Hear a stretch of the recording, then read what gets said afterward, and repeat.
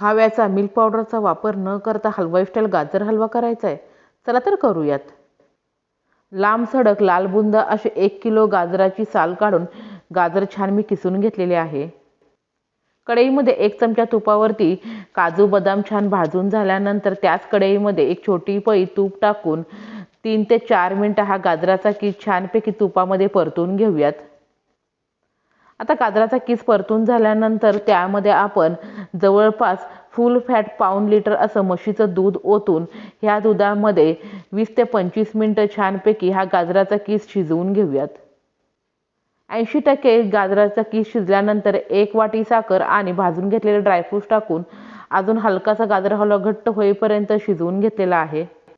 शेवटी त्यामध्ये गाजर हलव्याला छान शाईन येण्यासाठी 1 चमचा तूप, वेलची पावडर टाकून या ठिकाणी हलवाई स्टाईल गाजर हलवा तयार झाला आहे. धन्यवाद.